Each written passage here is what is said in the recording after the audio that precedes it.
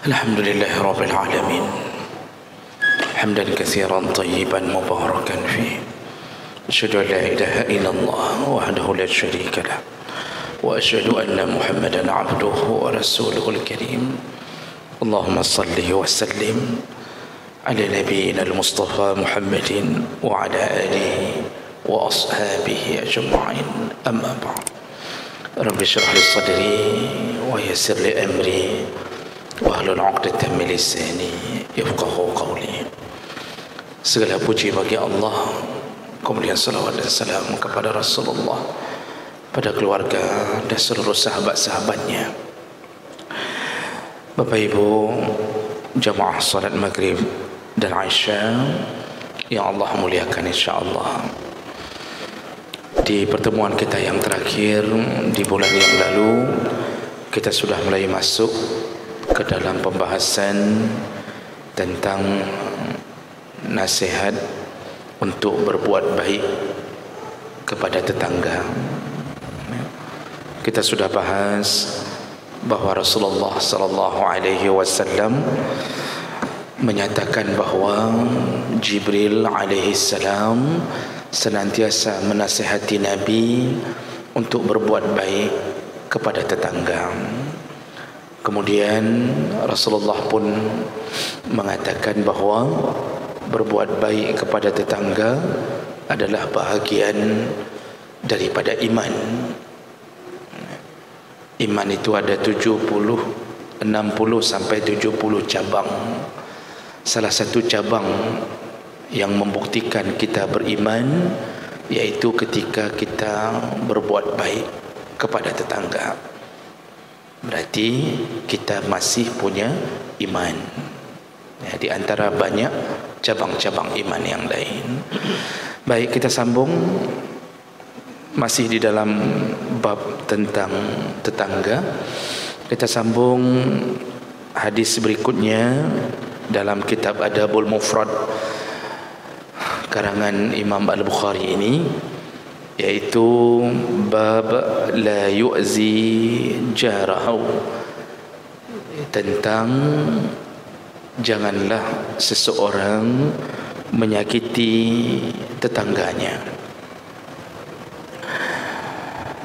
Hadis yang pertama, an Abi Hurairah radhiyallahu anhu anna Rasulullah sallallahu alaihi wasallam qala, Rasulullah berkata, la yadkhulul jannah man la ya'manu jaruhu bawa'iqah. Kata Rasulullah, tidak boleh masuk surga, tidak akan masuk surga siapa mereka yang tidak boleh dan tidak bisa masuk surga, yaitu man la ya'manu jaruhu bawa'iqah, orang-orang yang tetangganya tidak selamat dari kejahatannya. Ya, bawa'iq itu jamak dari ba'iqah, artinya asyurur wal azam, kejahatan atau melakukan keburukan. Tidak akan masuk surga, kata Nabi. Kalau Nabi yang sudah mengatakan tidak masuk surga, maka jaminan itu datang dari Allah. Artinya Allah pun mengatakan tidak akan masuk surga, karena Nabi ini hanya menyampaikan apa yang datang dari Allah. Kalau sudah tidak masuk surga, itu tidak ada jalan lain ya, kalau disebut tidak masuk surga, itu tidak ada tempat lain. Jadi jangan mengira bahawa ketika disebut tidak masuk surga, lalu kita berdiri di pintu surga, duduk-duduk di halaman surga. Tidak ada tempat lain, karena surga itu berpintu. Masuk surga melalui pintu. Jadi kalau tidak bisa buka pintu itu, maka Artinya tempatnya neraka, karena cuma ada dua tempat, neraka dan surga. Hanya kaum Mu'tazilah yang percaya bahawa dan meyakini bahawa ada manzilah baina manzilatain. Jadi pemahaman kaum Mu'tazilah, mereka mengatakan di antara surga dan neraka itu ada satu tempat, bukan surga, bukan neraka. Dan di situ ditempatkan anak-anak orang kafir yang mati di waktu kecil. Ayahnya kafir, ibunya kafir, tapi dia mati sebelum balignya. Maka tempatnya adalah manzilah baina manzilatain. Itu pemahaman Mu'tazilah. Pemahaman Ahlus Sunnah tidak ada. Kalau bukan surga ya neraka, tidak ada tempat lain. Maka kalau mau kita ringkas bahasa ini, nerakalah orang-orang yang menyebabkan tetangganya tidak bisa aman hidupnya dari kejahatannya. Tidak akan masuk surga orang-orang yang menyebabkan tetangga tidak bisa hidup tenang, tidak bisa hidup nyaman dengan keberadaannya, apapun bentuknya, baik asyurur, kejahatan, ataupun al-aza, menimpakan keburukan. Jadi orang yang berbuat jahat pada tetangga dan orang yang berbuat buruk pada tetangga, yang menyebabkan tetangga tidak bisa tidur siang dan malam, walaupun hanya dengan mengetuk palu di dinding rumah tetangga.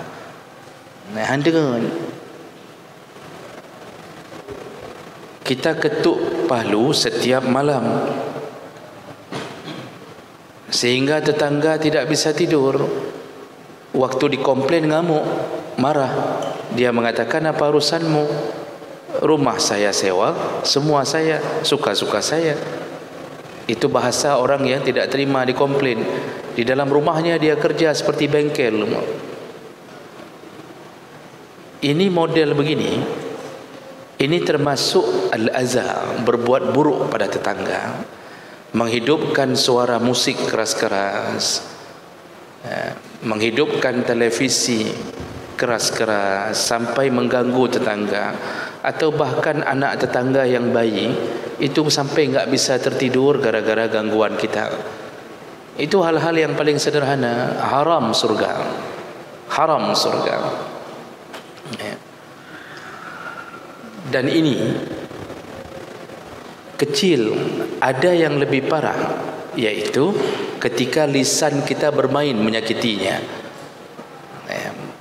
menyakiti perasaan tetangga, mencaci maki tetangga, yang tetangga itu memang tidak layak dicaci maki, tapi kita selalu membuat masalah. Ini walaupun solat malam, walaupun puasa, selama lisan tidak berhenti mengganggu tetangga, haram surga. Maka disambung dengan hadis yang kedua, yaitu dari Abi Hurairah radhiyallahu anhu yaqul.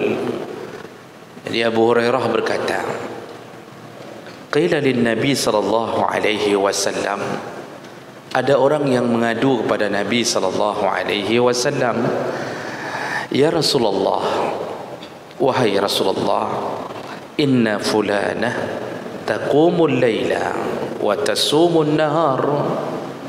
Jadi ada orang yang mengadu ke Rasulullah, ya Rasulullah, ada seorang perempuan yang dia amalannya adalah taqumul lail, setiap malam dia bangun untuk menghidupkan malam atau qiyamul lail.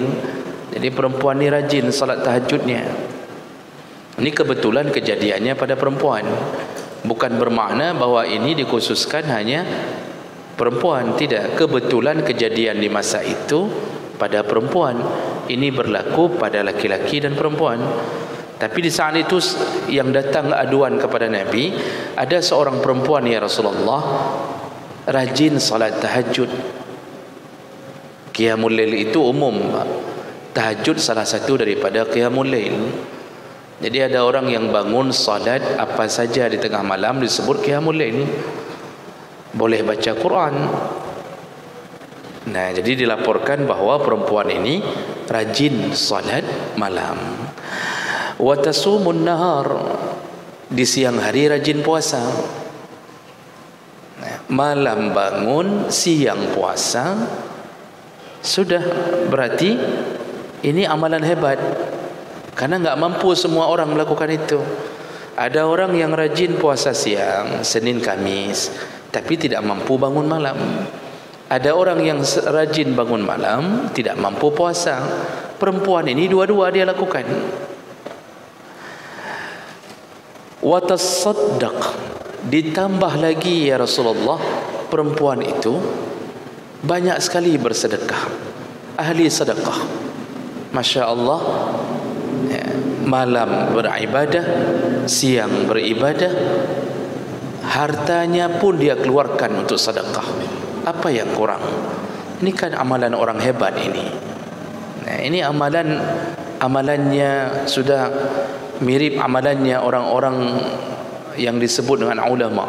Siang puasa, malam tahajud, sedekah menjadi bahagian daripada hidupnya. Kan luar biasa. Wa tu'zi jiranaha bilisaniha. Tapi ya Rasulullah, kata sahabat ni, perempuan itu kekurangannya mulutnya, lisannya suka menyakiti tetangganya. Jadi maksud diadukan, sahabat ingin tahu nasib perempuan itu bagaimana. Lisan menyakiti tetangga, tapi amal soleh dia lakukan. Kalau hari ini Pak, model bayangan kita hari ini, gaya hidup kita, haji sudah 3 kali, haji umum sekali, haji furada sekali, haji plus sekali, lega haji. Umrah jangan ditanya, banyak sekali foto selfie dengan unta berulang-ulang, berulang-ulang melakukan umrah. Menyewa sedekah, Masya Allah, wakaf di mana-mana, sedekah ke masjid, sedekah. Kan ada orang gaya hidup hari ini, jamaah enggak pernah tinggal, tetapi mulutnya menyakiti orang lain, mulutnya menyakiti tetangganya. Di sini dikhususkan menyakiti tetangga. Bagaimana nasibnya ya Rasulullah? Itu tujuan pertanyaannya. Faqala Rasulullah sallallahu alaihi wasallam, Rasulullah berkata, la khaira fiha, perempuan itu tidak baik, tidak ada kebaikan pada perempuan itu. Diabaikan oleh Rasulullah semua. Puasanya tidak dianggap, salat malamnya tidak dianggap, sedekahnya tidak dianggap. La khaira fiha, tidak ada yang baik pada perempuan itu. Hiya min ahlin nar, bahkan dia adalah penduduk neraka, kata Rasulullah. Jadi bayangkan Bapak Ibu yang Allah muliakan, ternyata ibadah kita dengan Allah kalau tidak dibarengi dengan berbuat baik pada manusia, Allah hapuskan semua ibadah itu. Karena inti daripada ibadah adalah akhlak. Jadi tujuan dari semua ibadah itu ujungnya ke akhlak. Bagaimana bisa orang yang salat malam, puasa siang, suka bersedekah, tapi buruk akhlaknya? Berarti ada yang tidak beres pada ibadahnya. Karena tujuan semua ibadah membentuk akhlak. Salat mencegah keji dan mungkar. Puasa agar orang setelah puasa bertambah takwa. Orang kalau sudah bertambah takwa tidak berani melakukan maksiat. Zakat membersihkan harta, mensucikan jiwa. Jadi orang kalau sering berzakat, jiwanya suci, hartanya bersih. Orang yang jiwa suci itu tidak akan melakukan kejahatan. Sedekah itu sama dengan zakat. Dia membentuk karakter orang menjadi akhlak. Makanya ketika seseorang ternyata tidak berakhlak, terutama dengan orang yang sangat dijaga oleh Allah, yaitu tetangga, Rasulullah langsung mengatakan perempuan itu dalam neraka. Maka hati-hati kita yang mungkin selama ini terjebak dengan perasaan seakan-akan kita adalah ahli surga. Jadi banyak orang begini mengira, alhamdulillah long jaga adat sembahyang. Itu sering orang mengatakan itu ketika sedang duduk di kedai kopi, alhamdulillah menyuruh jamaah, long jaga adat menyuruh jamaah. Saya jaga jamaah, insya-Allah. Kalau Senin Khamis, insya-Allah tidak tinggal puasa, insya-Allah. Kalau sedekah, masya-Allah, ketemu pengemis, ketemu janda, apalagi janda yang berkembang, itu masya-Allah cepat sekali dia kasih sedekah. Jadi upaya pun maka Allah, dia banggakan amalnya, tapi dia lupa lisannya menghapuskan semua amal itu. Ketika lisan ini menyakiti tetangga, kenapa targetnya tetangga di saat itu? Karena tetangga adalah orang yang paling harus dijaga kenyamanan hidupnya. Karena tetangga adalah orang yang paling dekat dengan hidup kita. Karena tetangga adalah penolong pertama kita. Tetangga juga yang paling sensitif terhadap kejahatan kita. Kita di kantor nampaknya baik. Kenapa kita bisa buat baik? Karena datang dari jam 7, jam 8, pulang jam 4. Itu sanggup kita jaga. Senyum sana, senyum sini. Dengan tetangga 24 jam. Enggak ada kita di kantor. Ketika kita di kantor, istri hidup dengan tetangga. Malam kita pulang hidup dengan tetangga. Jadi lebih hebat ujian untuk berbuat baik dengan tetangga daripada di kantor. Di masjid orang baik wajar, datang ke masjid senyum sana senyum sini, bahasa lembut, assalamualaikum, apa khabar, sehat, mohon maaf lahir batin, wajar. Setengah jam pulang, dari mulai azan sampai selesai solat, zikir setengah jam pulang. Ya nampak baiklah. Makanya orang akan mengatakan, kok God bapaknya selalu di masjid, bagus sekali orangnya, senyum, orangnya juga bersih wajahnya. Padahal ternyata di rumahnya dia punya masalah. Jadi lisan yang menyakiti tetangga menyebabkan neraka, walaupun ibadah banyak. Ini hati-hati. Ini Nabi langsung menjamin, seandainya Nabi masih hidup hari ini, cukup banyak orang yang mungkin akan dijamin neraka oleh Rasulullah dengan menyakiti tetangganya. Lalu hadis ini bersambung, lalu para sahabat mengatakan lagi, ya Rasulullah, wa fulana, tapi ada satu perempuan lagi ya Rasulullah, tusalli al-maktubah. Ada satu perempuan lagi, perempuan itu kerjanya cuma salat wajib saja, enggak ada salat-salat sunnahnya. Jadi dia yang dia jaga cuma maktubah, cuma yang wajib saja. Bahkan qabliyah ba'diyah pun dia malas melakukannya. Wa tasaddaq bi aswar, dan dia pun cuma bersedekah dengan keju. Aswar itu dengan potongan keju. Kalau yang perempuan tadi sedekah banyak, ini sedekah cuma dengan potongan keju. Jadi keju disek-sek, becut-juk sedekah ke gop, kecil sekali ukurannya. Wala tu'zi ahadan, tapi perempuan ini, kata sahabat lain, tidak pernah menyakiti seorang pun. Lisannya tidak pernah menyakiti seorang pun. Salat cuma salat 5 waktu. Kita ini Pak, yang wajib untuk kita kan cuma salat 5 waktu. Yang lain itu kan sunnah. Rasulullah pernah ditanya oleh sahabat dalam hadis yang lain, ya Rasulullah, dullani ala amalin yudkhilani al-jannah, tunjukkan aku amal yang bisa memasukkan aku ke surga. Apa jawaban Nabi? Tuqimus salat, an tuqimus salat, dirikanlah salat, wa tasuma Ramadan, puasalah Ramadan, wa tu'tiz zakah, lakukanlah zakat, wa tahujjal baita in istata'ta ilaihi sabila, kemudian pergilah haji kalau engkau mampu nanti. Lalu dia mendengarkan itu, berarti yang ditunjuk oleh Rasulullah untuk masuk surga itu cuma rukun Islam saja. Lalu sahabat ini bertanya, cuma itu ya Rasulullah? Kata Rasulullah, ya cuma itu, tidak ada amal sunnah lain yang menjadi jaminan yang harus kutambah untuk masuk surga. Kata Rasulullah, kalau engkau istiqamah melakukan rukun Islam ini, dengan baik, engkau masuk surga, kata Rasulullah. Lalu sambil pergi berlalu dari hadapan Nabi, sahabat ini mengatakan, kalau begitu ya Rasulullah, aku akan melakukan yang ini saja. Begitu kata sahabat ni. Maksudnya, ikut apa bolong dah sunnahnya. Ikut apa bolong. Temayang-temayang duha, ikut temayang-temayang tahajud, aku temayang. Aku melakukan yang ini saja, kata sahabat ni. Hadis sahih, Pak.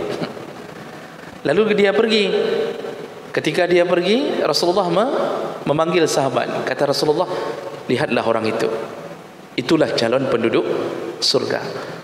Jadi Pak, yang wajib itu kalau kita lakukan dengan baik, ya, istiqamah, betul-betul baik, salat wajib bagus, puasa Ramadan bagus, ketika waktu bayar zakat, lalu kemudian waktu haji wajib datang untuk kita dengan kemampuan kita naik haji, istiqamah sampai mati. Enggak ada yang sunnah pun bisa masuk surga. Syaratnya satu, jangan ada dosa. Nedun sanggup tahan tidak ada dosa, karena dosa yang menjegal kita dan susahnya menahan dosa. Karena Rasulullah juga mengatakan, kullu bani Adam khata, setiap anak Adam pasti berbuat dosa. Wa khairul khata'in at-tawwabun, dan orang yang terbaik yang berbuat dosa. Jadi orang berdosa yang terbaik adalah yang segera bertaubat. Ternyata kita enggak bisa lepas daripada dosa. Kalau salat wajib kita bisa sempurna tidak? Kalau enggak bisa sempurna, maka tambahilah dengan salat sunnah qabliyah dan ba'diyah. Nah, itu yang jadi masalah sekarang. Kita enggak bisa menghindar dari dosa. Sedang duduk di masjid pun, tiba-tiba bergabung ada 2-3 orang, ujung-ujungnya ngupat juga. Itu dalam masjid, apalagi di kedai kopi, kan? Jadi oleh karena itu, perempuan ini hanya melakukan solat fardu, bersedekah cuma sedikit, tapi tidak pernah menyakiti orang lain dengan lisannya. Faqal, Rasulullah kemudian berkata, hiya min ahlil jannah. Ini yang perempuan ni, kata Rasulullah, dialah penduduk surga. Rupanya masuk surga itu mudah, Pak. Ibadah dengan Allah, jaga yang wajib, dengan manusia berbuat baik, selesai. Surga. Mudah sebenarnya masuk surga. Yang susah apanya? Melaksanakannya yang susah. Kita ini enggak ada rencana untuk ribut sama orang, tapi dicari ribut. Kita orang baik, tinggal di tempat yang satu komplek. Kita enggak pernah mengganggu tetangga, tapi tetangga ni cari masalah. Itu yang jadi masalah. Sanggupkah kita bersabar ketika dia membuang sampahnya ke dalam parit aliran di depan rumah kita? Sanggupkah kita sabar? Kita yang bayar ongkos sampah, ongkos truk sampah, kita yang bayar. Sampah tetangga ditaruh ke dalam keranjang sampah kita.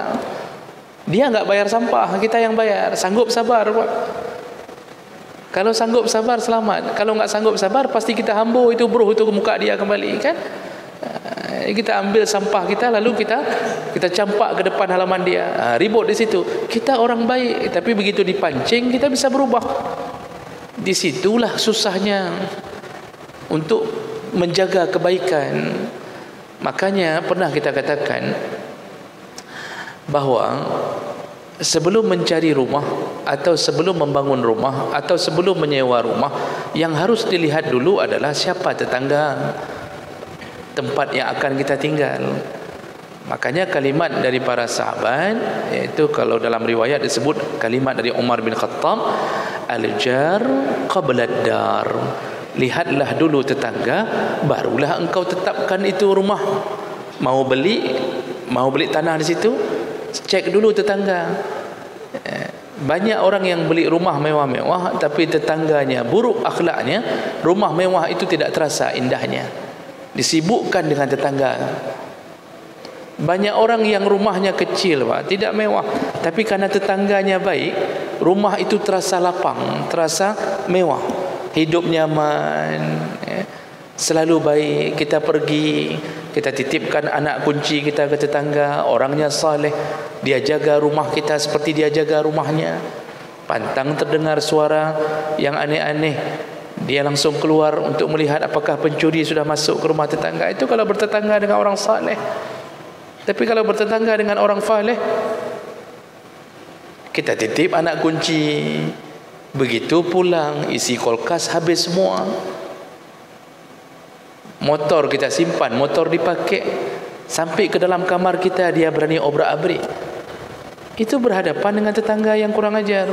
Maka oleh karena itu sangat-sangat berbahaya menyakiti tetangga dengan semua berbagai keburukan yang kita beri. Sangat berbahaya. Ini menjadi nasihat Nabi. Jangan sampai terjadi hidup bertetangga dalam keadaan membuat mereka tidak nyaman. Satu hadis yang terakhir, ada yang lebih dahsyat lagi dosanya ketika menyakiti tetangga. Hadis ini dari Al-Miqdad bin Al-Aswad yaqul. Jadi saya tidak sebutkan riwayat hadisnya karena dalam kitab ini memang kitab punya Imam Bukhari. Jadi semua hadis-hadisnya riwayat beliau. Semuanya riwayat Bukhari. Kitab Adabul Mufrad ini memang beliau mencantumkan hadis-hadis dari beliau sendiri. Miqdad bin Aswad yaqul. Miqdad bin Aswad berkata, sa'ala Rasulullah sallallahu alaihi wasallam ashabahu 'aniz zina. Pada suatu hari Rasulullah menanyakan kepada sahabatnya tentang zina. Qalu haram. Jadi ketika Rasulullah tanya tentang zina, sahabat menjawab haram. Ya Rasulullah, itu pasti haram. Nah, jadi salah satu metode Rasulullah memberi pendidikan adalah bertanya. Sahabat itu orang jujur. Kalau mereka ditanya, mereka jawab sejujurnya.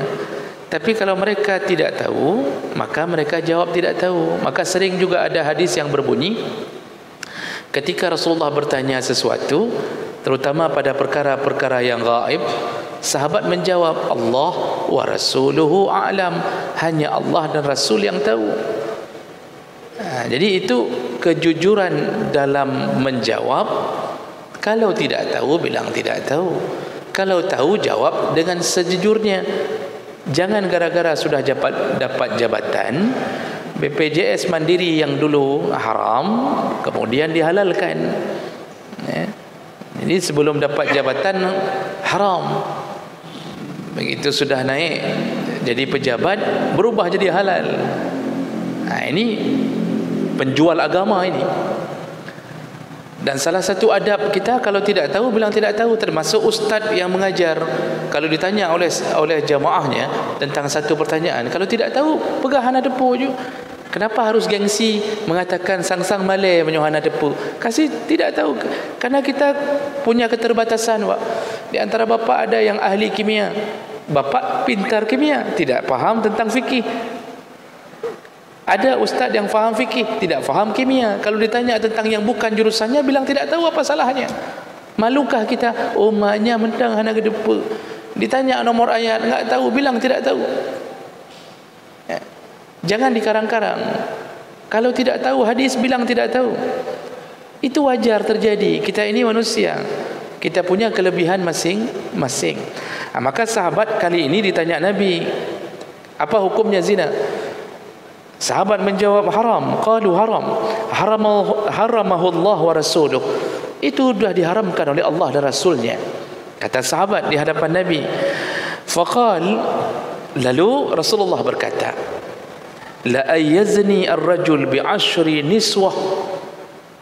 Kalau seandainya seorang menzinai 10 perempuan, kalau ada seseorang laki-laki berzina dengan 10 perempuan, aisaru alaihi min ayyazni bi imraati jarihi, itu lebih kecil dosanya, lebih ringan dosanya dibandingkan menzinai istri tetangganya. Jadi Nabi ingin mengatakan itu sebenarnya. Jadi Nabi ingin mengajarkan sahabat, Mazina dengan 32 orang masih lebih kecil dosanya dibandingkan sekali berzina dengan isteri tetangga. Buruknya perilaku mengganggu isteri tetangga. Lalu wasa'alahum 'anis sariqah. Ditanya lagi oleh Nabi, apa hukumnya mencuri? Sahabat menjawab, haram.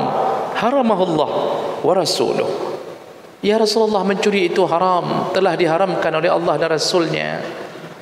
Faqal, Rasulullah berkata, la ayyasriqa min 'ashrati ahli abyat aisaru alaihi min ayyasriqa min baiti jarih. Seandainya pencuri mencuri di 10 rumah, seandainya seorang pencuri mencuri di 10 rumah, itu lebih ringan dosanya daripada sekali mencuri di rumah tetangganya. Jadi apa ini cerita ini Bapak Ibu yang Allah muliakan? Ternyata besar sekali dosa menyakiti tetangga. Dosa zina itu besar, Pak. Saking besarnya dosa zina sampai hukumannya terasa, sampai harus dimatikan para penzina yang sudah pernah menikah. Jadi kalau belum pernah menikah, cambuk 100 kali. Itu cambuk 100 kali kalau sanggup tahan. Tidak tahan, mati. Bisa jadi dia mati di pukulan yang ke-85. Apalagi cambukan dulu itu bukan terbuat dari model cambuk hari ini. Itu memang dari kulit. Sekali melesat di kulit, itu terkoyak kulit. Cambukan dulu. Dan pukulannya keras. Walaupun Umar bin Khattab pernah diperingatkan oleh Nabi, iza darabta la yadhhar ibtak. Umar, kalau engkau mukul jangan nampak ketiakmu, kata Rasulullah. Maksudnya tak berjarau beno. Ini karena orang kalau sudah geram sekali, Pak, ini ke belakang dia tarik ni. Ya, ke belakang. Ini kalau sekali lepas itu kuat sekali karena tenaganya penuh ni ke belakang. Dilihat oleh Rasulullah ketika Umar kan orangnya emosional. Umar itu emosionalnya enggak hilang walaupun dah masuk Islam, tapi berubah menjadi baik emosinya untuk kebaikan. Dia benci maksiat. Dia kalau pukul orang berzina, dahsyat. Umar itu dahsyat kalau mukul orang berzina. Dilihat oleh Nabi terlalu kencang. Jadi ada campur menjalankan syariat dengan marah pribadi. Lalu Nabi mengatakan, kalau engkau pukul jangan nampak ketiak. Jadi maksud jangan nampak ketiak, ini begini, ini sudah benar. Namun maksudnya bukan enggak boleh keras, tetap keras, tapi gunakan setengah tenagamu. Ya. Hari ini kan dengan rotan Pak mukul. Orang-orang berzina keluar dengan rotan. Itu pun nanti ada yang bisik-bisik yang anak kepala dinas fulan baik tak kira kapok. Itu anak kepala dinas yang kuat kali pukulnya. Nanti ada wang kopi untuk kita. Itu berubah lagi itu cara pukulnya, Pak. Jadi ada pesanan-pesanan nantinya. Itu memang begitu sudah dunia sekarang. Ada lagi yang model bahasa nyan urang gedanyo nyan bedan. Jadi sekarang orang bicara tentang urang gedanyo. Jadi misal kalau satu jalur sama saya akan mengatakan tu orang kita, walaupun maksiat tu orang kita tu jangan keras sekali, begitu. Nah, berzina dosa besarnya itu haram surga juga. Dihukum di dunia 100 kali cambuk kalau belum pernah menikah. Kalau sudah pernah menikah, rajam sampai mati. Dan cambuk dan rajam ini tidak mengampunkan dosa. Itu yang perlu kita pegang baik-baik. Jadi hukuman hudud, mencambuk dan berzina, mencambuk dan merajam, itu tidak mengampunkan dosa. Jadi ada orang mengira kalau sudah dicambuk, sudah dirajam, sudah hilang dosa. Enggak. Itu hukuman. Masalah dosa tergantung taubat. Taubat apa enggak? Kalau enggak taubat, ya tetap masuk neraka lagi. Di dunia disuruh cambuk, di neraka juga dapat cambukan. Besar sekali dosa berzina. Itu sekali berzina. 10 kali berzina dengan 10 orang yang berbeda, 10 kali lipat dosanya. Dalam hadis riwayat Samurah bin Jundab, orang-orang berzina hukumannya di neraka berdasarkan mimpi Nabi SAW yang dibawa oleh malaikat. Karena mimpi Nabi adalah hak, ru'yatun Nabi hak, ya, mimpi Nabi itu benar. Apa yang Nabi lihat? Hukuman orang berzina di neraka, dimasukkan ke dalam periuk, dimasukkan, lalu dipanaskan dari bawah, direbus dalam keadaan telanjang bulat. Perempuan dan laki-laki berzina direbus. Jadi ketika api menyala, keluarlah mereka sampai ke atas tungku, Pak, dalam hadis disebutkan. Begitu apinya sedikit meredup, maka mereka turun lagi ke dasar. Begitu terusan, mati, hampir mati dihidupkan lagi, hampir mati dihidupkan lagi, dan mereka telanjang bulat. Ketika ditanya oleh Nabi kepada dua malaikat yang membawanya, siapa mereka? Kata malaikat, merekalah penzina di dunia, laki-laki dan perempuan penzina, dihantam habis-habisan oleh Allah di dalam neraka. Besar. Ternyata lebih dahsyat lagi dosa berzina dengan isteri tetangga. Jadi selingkuh dengan tetangganya bahaya. Ini bukan bermakna menyolagiannya jangan dengan tetangga, pergi saja ke Medan. Zina di Medan enggak bahaya, sama bahayanya, namun lebih besar dosa mengganggu isteri tetangga. Maka dengan isteri tetangga enggak boleh genit-genit sekali. Isteri tetangga pun enggak boleh genit-genit dengan suami orang. Jadi buka pintu, Assalamualaikum kalau sedang siram bunga. Kalau ada suami samping nanya, apa khabar, sehat dik, suaminya udah pulang belum dari kerja, itu enggak boleh bang dik. Itu kalau enggak ada suami di rumah, perempuan itu harus tegas, enggak boleh genit-genit, enggak boleh lembut-lembut bicara. Kalau dia tidak diizinkan oleh suaminya keluar dari rumah, jangan keluar. Jangan duduk-duduk depan rumah, nanti lewat lagi suami dari tetangga. Jangan sering-sering begitu. Dan kita pun para suami ketemu sama isteri tetangga, enggak usah pun terlalu ramah sekali, karena itu bukan tempatnya untuk ramah. Jadi Assalamualaikum cukup. Bahkan kalau Imam Malik mengatakan, kalau perempuan itu menarik hati kita, jangan beri salam. Kalau perempuan itu menarik hati kita, jangan beri salam. Apalagi kita model, Pak, ada yang model bandot-bandot sedikit. Itu kalau perempuan cantik, salamnya beda, Pak. Assalamualaikum, apa khabar. Tapi dengan perempuan yang jelek-jelek sedikit, Waalaikum. Model-model begitu, Pak. Nak bandot baru ke. Jadi ada model-model bondat-bondat ni, itu jangan sapa pun. Sampai begitu Imam Malik mengatakan, jangan sapa. Kalau engkau sapa, begitu dia jawab salam, akan membuat hatimu terjebak. Jangan sapa. Ya sudah, masuk saja. Masuk saja. Memang semua orang menyukai laki-laki itu dihiasi syahwat, tapi kalahkan syahwat itu.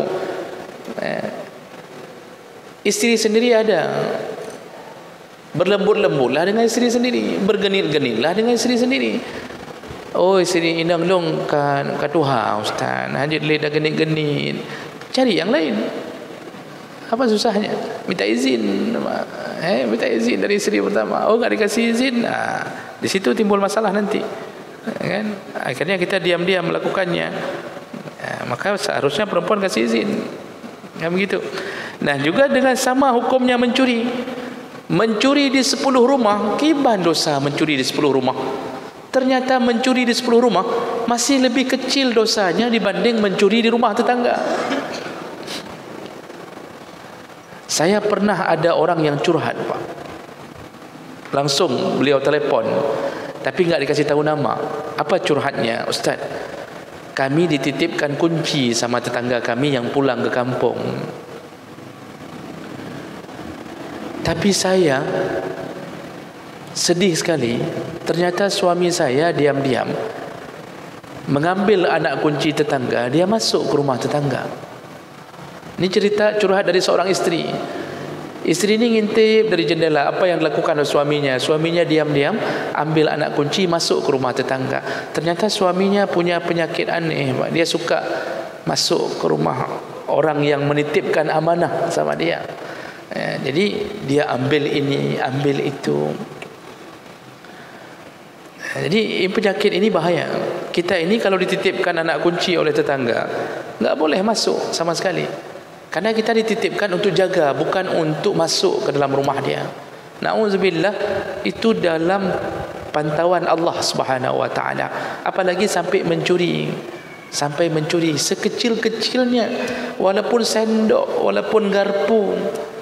Ya, kita sering kan Pak, kadang-kadang kita tidak seperti pencuri, tapi ujungnya mencuri. Pinjam sendok, pinjam garpu, pinjam pisau. Ya ada apa-apa, nak cuak pinjam pisau bentar. Pinjam, ada yang pinjam gas. Ada yang pinjam televisi, pinjam kulkas, sampai menan pinjam Honda hana pulang li. Jadi ini perbuatan buruk, mengganggu harta benda milik tetangga. Dosanya lebih besar daripada mengganggu atau mencuri di 10 rumah. Nah ini bapak-bapak dan ibu-ibu yang Allah muliakan, begitulah haramnya menyakiti tetangga. Ya. Pada menit itu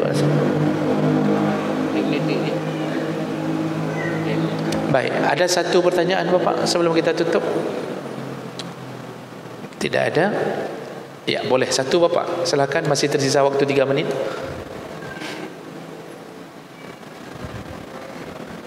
Waalaikumsalam warahmatullahi wabarakatuh.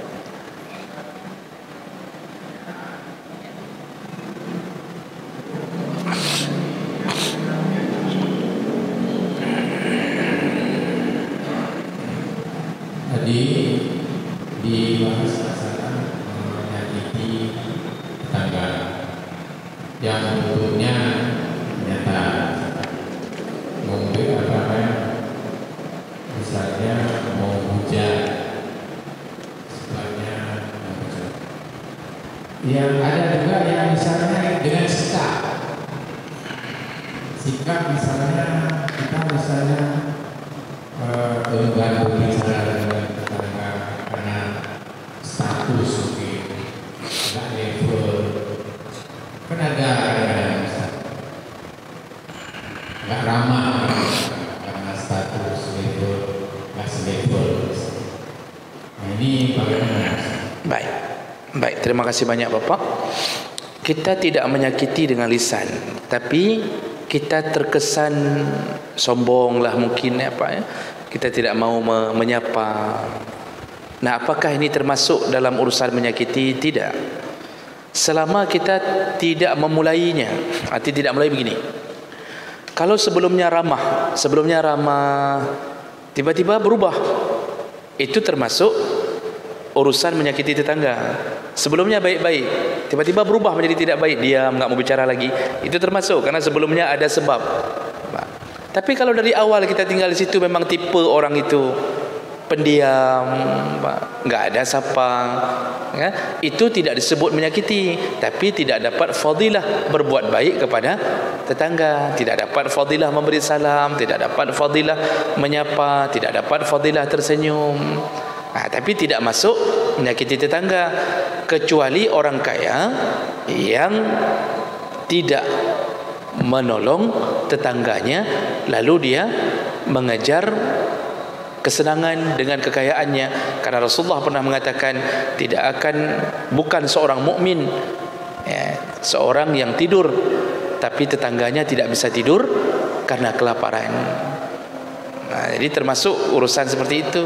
Jadi kalau seandainya tidak kita sapa, memang dari awal tinggal tidak saling sapa, hidup nafsi-nafsi, itu enggak termasuk menyakiti.